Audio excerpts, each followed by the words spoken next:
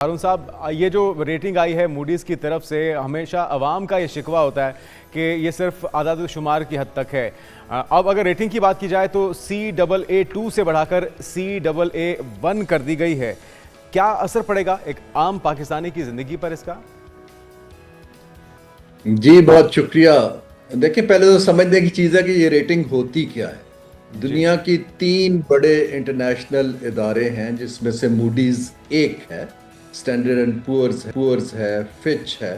وہ تمام ممالک کا انالیسس کرتے رہتے ہیں فرام این اینگل آف جس کو ہم کہتے ہیں میکرو اکنامک اسٹیبلٹی، کہ وہ آیا اپنے ایکسٹرنل جو ہیں پیمنٹس کرنے کی کیپیبلٹی کتنی ہے، قرض ادا کر سکتے ہیں، اپنا امپورٹ بل دے سکتے ہیں، تو وہ اس کو دیکھتے ہیں۔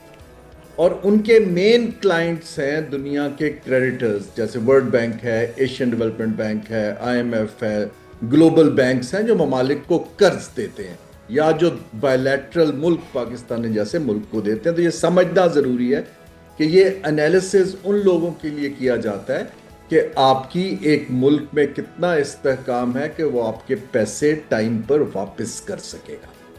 تو موڈیز نے کہا ہے کہ پاکستان کا جو پہلے ہائی رسک تھا، نیئر ڈیفالٹ تھا، پھر اس سے نکلے، تو اب یہ سٹیبلٹی کی طرف ایک قدم ہے کہ ہمارے فورن ایکسچینج ریزروز مستحکم ہیں۔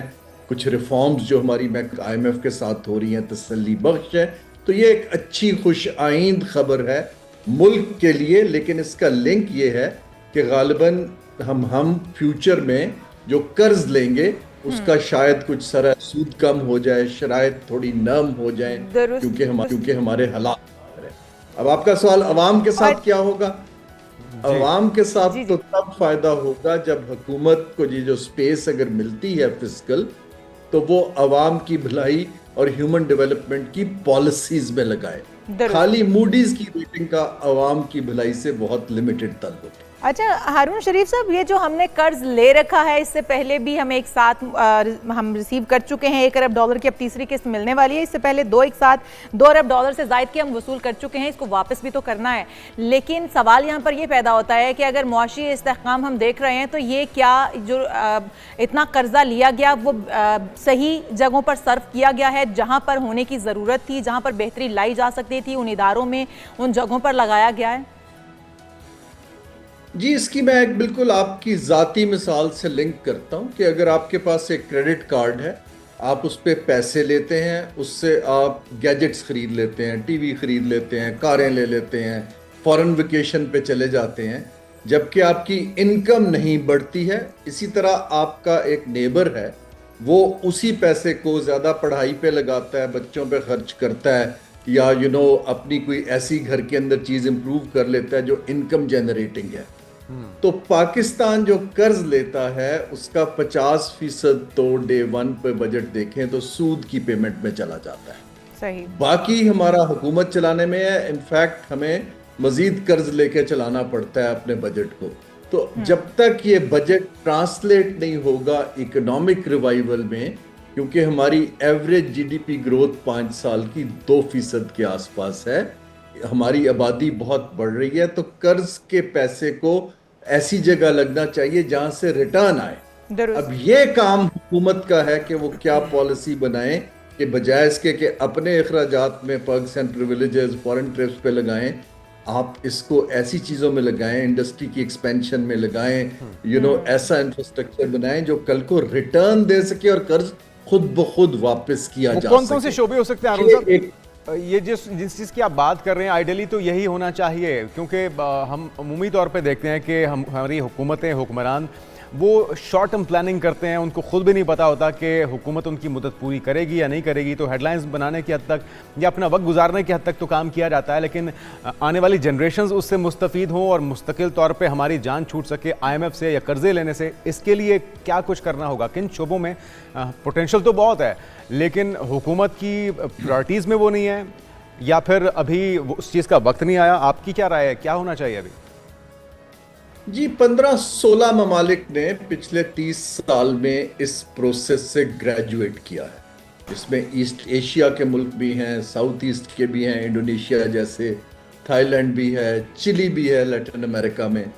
ان ممالک نے یہ کیا ہے کہ آپ پہلے اپنے ملک کا ایک ونر جس کو ہم کمپیریٹیو ایڈوانٹیج کہتے ہیں اس کو ڈیفائن کرتے ہیں کہ ہم دنیا کے باقی ممالک سے ہمارے پاس اللہ نے کیا انڈومنٹ دی ہے جس کو ہم کمرشل گینز میں ٹرانسلیٹ کر سکتے ہیں. اگر زراعت آپ کا کمپیریٹیو ایڈوانٹیج ہے, پڑھی لکھی ینگ پاپولیشن ہے, آپ اپنے کمپیریٹیو ایڈوانٹیج کو کر کے پھر جو پیسہ ہے حکومت کا اور پالیسی اس کو اس کے پیچھے الائن کرتے ہیں تاکہ آپ باقی ممالک سے اچھی مصنوعات بنا کے ایکسپورٹ کر سکیں.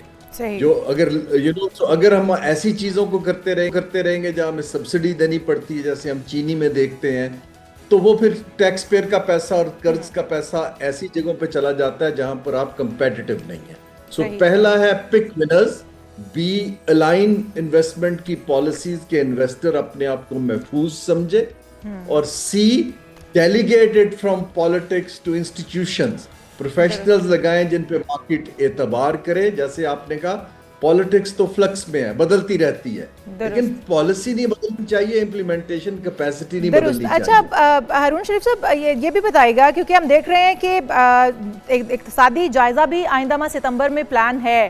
اقتصادی جائزے سے کیا یہ قسط مشروط ہوگی؟ اگر اس سے آئی ایم ایف سیٹسفائیڈ ہوگا تو ہی کیا یہ شرط, اسی شرط پر یہ کیا ہمیں قسط ملنے جا رہی ہے؟ اور دوسرا میں یہ بھی جاننا چاہوں گی کہ سود ادائیگیوں میں تقریباً جو قرض کی سود ادائیگیوں میں تقریباً 1 ارب روپے کی کمی آئی ہے, کیا یہی وجہ ہے جو اس وقت ہماری رینکنگ بہتر ہوئی ہے؟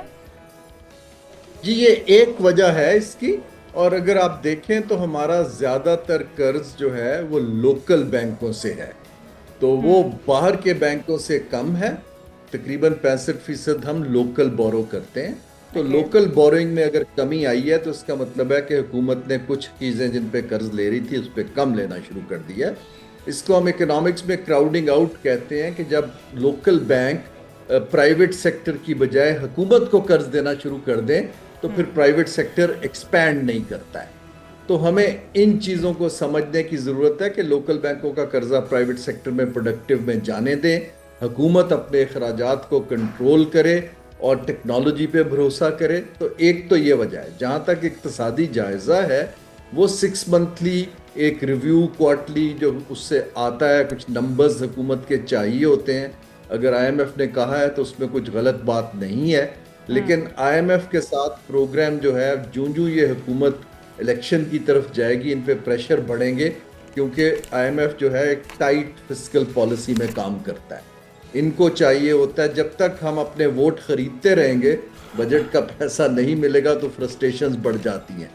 ہمیں at the end of the day تو کنسٹیچوئنسیز بلڈ کرنی ہے جو پرفارمنس پہ ووٹ دیں, نہ کہ اسکیموں پہ ووٹ دیں. بہت شکریہ. بہت شکریہ. ہارون شریف صاحب ہمارے ساتھ موجود تھے, سابق chairman Pakistan board of investment.